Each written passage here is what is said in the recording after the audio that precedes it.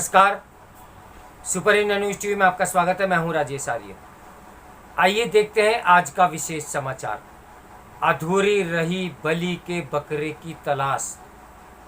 प्रशांत किशोर वही करना चाहते थे जो राहुल गांधी 18 सालों से कर रहे हैं, यानी अधिकार सब चाहिए पर जवाबदेही के बिना। नेहरू गांधी परिवार की बलि के बकरे की तलाश अधूरी रह गई। यह परिवार हमेशा एक ऐसे व्यक्ति की तलाश में रहता है जिसके सिर नाकामियों का ठीकरा फोड़ा जा सके। चुनाव रणनीतिकार प्रशांत किशोर हाथों में आकर भी हाथ से फिसल गए।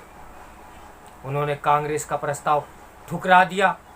प्रस्ताव बड़ा साफ था, जीते तो हमारी जय जय और हारे तो तुम्हारी पराजय।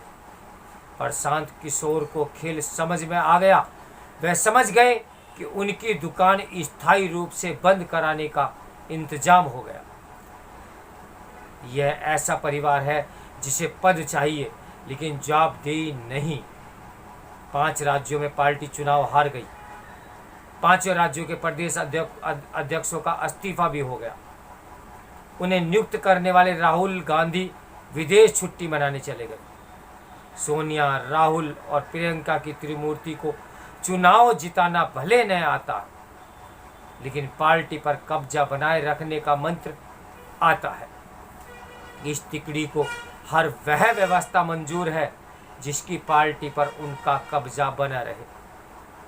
प्रशांत किशोर बड़ी आदर्श व्यवस्था बना रहे थे। ऐसी व्यवस्था जिसमें परिवार के तीनों सदस्यों के पास सारे अधिकार हो और जवाबदेही भी। वही वह चूक गए।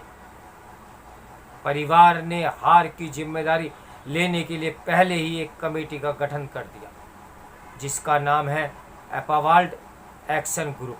प्रशांत किशोर ने कहा कि उसके सदस्य बन जाए और रणनीति का जिम्मा ले। प्रशांत किशोर ने बड़े तंज भरे लहजे में कहा कि इतना उदार प्रस्ताव देने के लिए धन्यवाद। उन्होंने कहा कि कांग्रेस को मुझसे ज़्यादा नेतृत्व, राजनीतिक इच्छा शक्ति और संगठन में बुनियादी बदलाव की जरूरत है। राष्ट्रीय दल तो छोड़िए, किसी क्षेत्रीय दल का ऐसा अपमान कभी नहीं हुआ। एक चुनाव रणनीतिकार सार्वजनिक रूप से पार्टी में आने का प्रस्ताव ठुकरा कर चला गया। प्रशांत किशोर को भी पता है कि कांग्रेस का कुछ नहीं होने वाला। कांग्रेस के जरिए वह अपनी दुकान का विस्तार करना चाहते थे। उनकी योजना थी कि हार का ठीकरा उनके अलावा बाकी सब पर फूटे। वह इस गुंजाइश को बनाकर रखना चाहते थे कि चुनाव नतीजा आने के बाद कह सके कि उनकी योजना पर उनके मुताबिक अमल नहीं हुआ। किंतु उनके लिए इस गुंजाइश की संभावना ही नहीं बन सकी। गांधी परिवार खुश था कि जैसे 2019 के चुनाव में प्रवीण चक्रवर्ती कवच बने थे, वैसे ही अगली बार प्रशांत किशोर बन जाएंगे। 2019 के चुनाव में प्रवीण चक्रवर्ती को डेटा एनालिटिक्स एक्सपर्ट के तौर पर रखा गया था। उन्होंने राहुल गांधी को सपना दिखाया कि कांग्रेस को 180 से ज़्यादा सीटें मिलेगी। हार के बाद सारा जिम्मा उन पर ढाला गया। कुछ दिन हाशिए पर रखने के बाद फिर काम पर लगा दिया गया। प्रशांत किशोर नहीं चाहते थे कि वे प्रवीण चक्रवर्ती बने, पर कांग्रेस और प्रशांत किशोर प्रकरण की वास्तविक पटकथा कुछ और ही है। यह पटकथा बता रही है कि गांधी परिवार में राजनीतिक विरासत का जो युद्ध पिछले कुछ सालों से बंद कमरे में चल रहा था, वह खुले में आ गया है। प्रशांत किशोर को मोहरे के तौर पर इस्तेमाल किया जा रहा था और वे इस्तेमाल होने के लिए संघर्ष तैयार भी थे। शर्त इतनी थी कि इस बंटवारे में उन्हें भी केक का बड़ा हिस्सा मिले। प्रशांत किशोर प्रियंका के साथ मिलकर राहुल गांधी का पत्ता साफ करना चाहते थे। तैयारी थी प्रियंका को पार्टी अध्यक्ष बनाने की।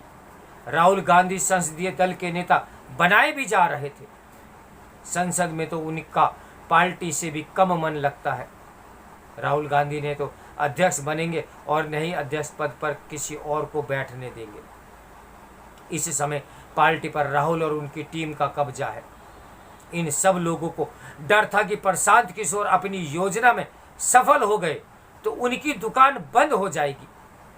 तो तय हुआ कि प्रशांत किशोर को भागना है, पर ऐसे भी नहीं साफ दिखाई दे।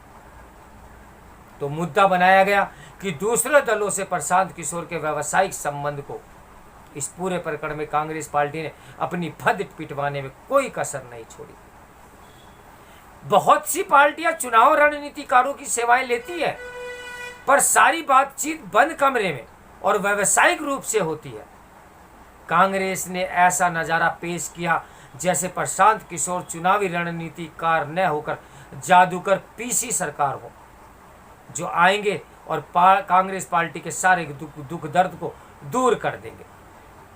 दरअसल दोनों पक्ष एक दूसरे को धोखे में रखने की जुगत भिड़ा रहे थे। प्रशांत वही करना चाहते थे जो राहुल गांधी पिछले 18 साल से कर रहे थे, यानी अधिकार सब चाहिए पर जवाबदेही कोई न हो। वह यह आकलन करने में चूक गए कि गांधी परिवार को इस मामले में महारत हासिल है। प्रशांत इस खेल में के नए खिलाड़ी हैं। वे मात खाने से पहले मैदान छोड़कर भाग गए। इस पूरे खेल में भी फायदे में गांधी परिवार ही रहा। इतने महीनों में G23 ने जो दबाव बनाया था वह हवा में उड़ गया। पार्टी में कोई परिवर्तन न करते हुए भी परिवार ऐसा करता हुआ दिख रहा है। परिवार राहुल गांधी ने दूर रहकर अपनी छोटी बहन को बता दिया कि बड़े भाई वही हैं। नुकसान में प्रियंका रही, क्योंकि उनकी पार्टी अध्यक्ष बनने की महत्वाकांक्षा सबके सामने आ गई। जो बात घर के बंद दरवाजों के भीतर थी वह सार्वजनिक हो गई। कांग्रेस पार्टी गांधी परिवार के 3 खेमों में बटी है। सोनिया गांधी चूंकि बेटे के साथ है, इसलिए गांधी का पलड़ा, राहुल गांधी का पलड़ा भारी है। प्रशांत कांग्रेस में आते आते रह गए, लेकिन कांग्रेस को बाय बाय करने से पहले वे कांग्रेस और कांग्रेसियों को आईना दिखा गए। फिलहाल उन्होंने अपने कपड़े बचा लिए हैं। ये पूरी कहानी देश की सबसे पुरानी और विपक्ष की सबसे बड़ी और एकमात्र राष्ट्रीय विपक्षी दल की पतन की है। आज की कांग्रेस पुरानी कांग्रेस की छाया भी नहीं रह गई है। इसका नया नामकरण सोनिया कांग्रेस के रूप में होना चाहिए। पार्टी हाईकमान 1998 से 2014 तक जो काम अधिकार पूर्वक करता था वह अब छल से हो रहा है। इस समय यह तय करना कठिन है कि कांग्रेस में कौन किसी से छल कर रहा है। कूटनीति का स्थान कपट ने ले लिया है। ऐसी स्थिति में पहला शिकार सत्य होता है। कांग्रेस में इस समय जिनके दिल नहीं मिलते वे भी जोर जोर से हाथ मिला रहे हैं। इस समाचार के लेखक हैं राजनीतिक विश्लेषक एवं वरिष्ठ स्तंभकार प्रदीप सिंह। तो मेरे साथ बने रहिए सुपर इंडिया न्यूज टीवी की ब्रेकिंग न्यूज के लिए। नमस्कार, मैं हूं राजेश आर्य।